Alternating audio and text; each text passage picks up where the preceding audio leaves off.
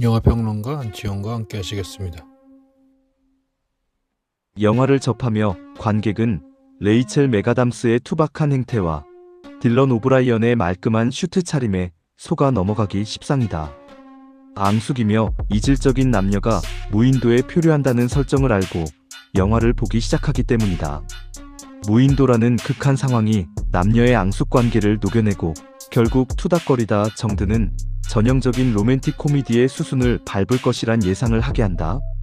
샘 레이미 감독은 관객이 이 안락한 로맨스의 소파에 몸을 누이려는 찰나에 영화 속 비행기 추락사고인 양 그 소파를 거칠게 빼내버린다. 와이파이로 상징되는 문명이라는 보호막이 사라진 섬이 어쩌면 로맨스의 무대가 될 법도 하건만 영화는 억눌린 분노가 광기로 분출되는 서바이벌의 장으로 끌고 간다. 역동적인 카메라와 기괴한 선율은 이 급격한 장르적 전해를 감각적으로 몰아붙이며 관객을 예측 불허의 무인도의 난장으로 초대한다. 린다가 증명한 색다른 성공의 역설. 이 영화를 루저 여성의 성공기로 볼 수도 있다. 그래도 그만이지만 차짜고 들면 그 속에 담긴 함의가 꽤 묵직하다. 린다 레이첼 맥아담스의 서바이벌 생존 스킬은 회사 동료들에게 비웃음의 대상이자 사회성 부족의 증거로 간주된다. 하지만 섬이라는 새로운 세계에서 이 비주류 취미는 유일한 기축 통화가 된다. 여기서 미셸 푸코의 생각을 떠올리게 된다. 권력은 소유되는 것이 아니라 행사되는 것이라는 통찰.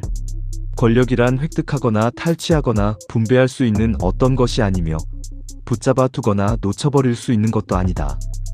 권력은 셀 수 없이 많은 지점에서 행사되며 불평등하고 끊임없이 이동하는 관계들의 놀이 혹은 장 속에서 작동한다. 성의 역사 중 린다가 기존 질서를 찬탈하며 섬을 장악하는 서사는 지식이라는 도구가 어떻게 권력이라는 무기로 변모하는지를 우화로 보여준다. 현대 조직의 능력주의가 지닌 기만을 폭로하는 이 설정은 일상의 톱니바퀴인 직장인에게 압도적인 전략적 전율을 선사하는 효과를 거둘 수 있다. 동시에 린다의 변모는 존재론적 은유로 확장된다.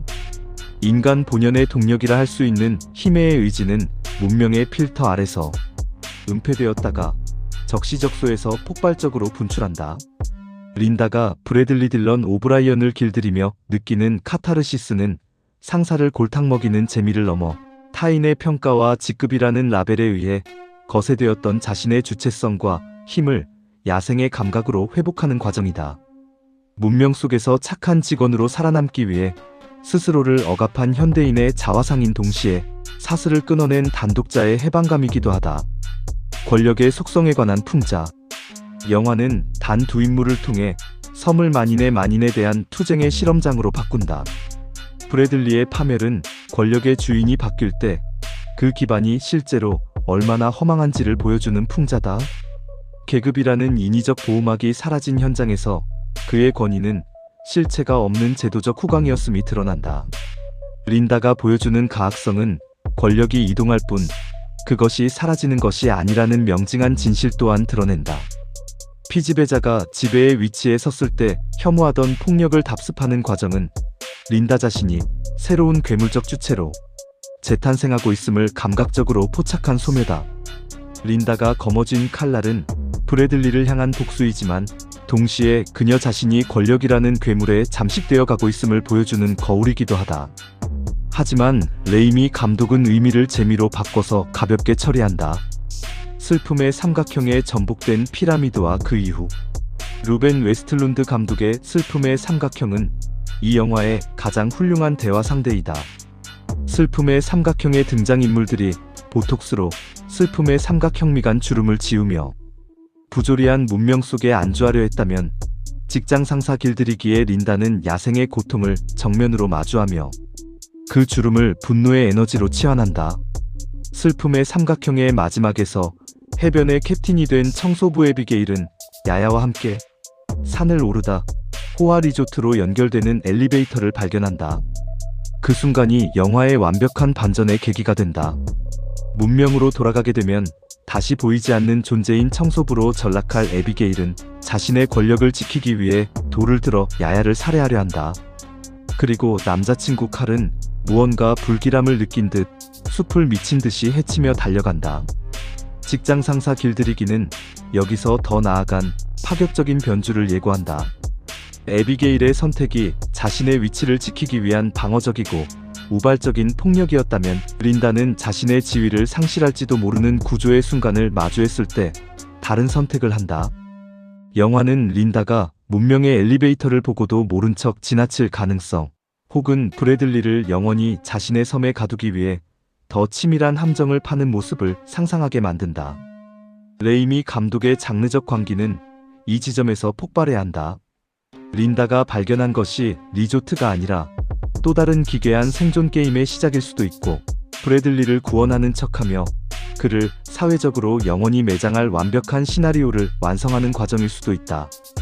슬픔의 삼각형이 인간의 위선을 관조적으로 폭로했다면 직장 상사 길들이기는 그 전복의 상태를 끝까지 밀어붙여 지배자와 피지배자의 경계가 완전히 무너진 뒤에 남는 순수한 광기의 여러 갈래를 탐구한다.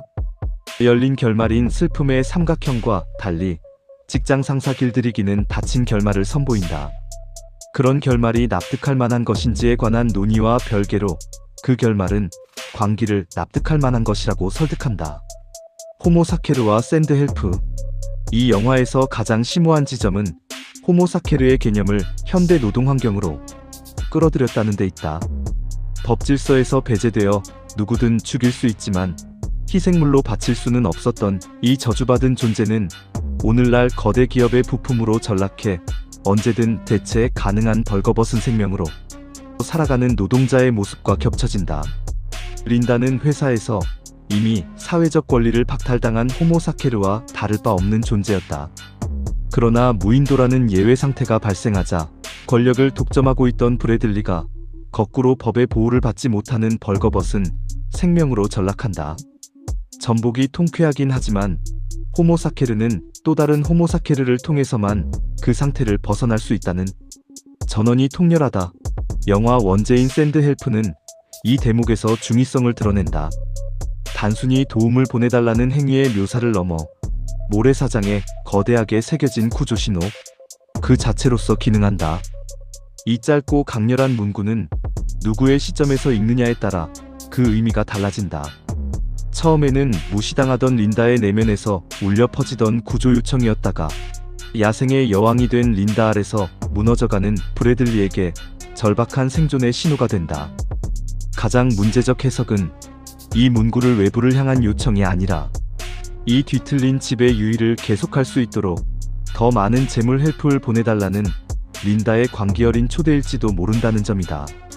구조되어야 할 것은 섬에 갇힌 육체가 아니라 시스템이라는 보이지 않는 감옥에 갇혀 괴물이 되어버린 우리의 일그러진 마음이라는 사실을 영화는 말하는 듯하다.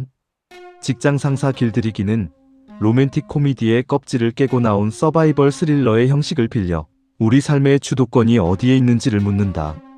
린다가 거머쥔 성공은 달콤하지만 그 끝에 남은 것은 또 다른 지배와 종속의 굴레이기도 하다. 레이미 감독은 이 뒤틀린 상상력을 통해 매일 아침 도살장에 끌려가는 기분으로 출근하는 현대인에게 가장 잔혹하면서도 짜릿한 판타지를 줄 수도 있을 법하다. 하지만 영화가 끝나고 나서는 스스로에게 묻게 될지도 모른다. 내 슬픔의 삼각형을 지워줄 진짜 구조 신호는 어디에 있는가? 더불어 자신이 정말로 구조되기를 바라고 있는지를.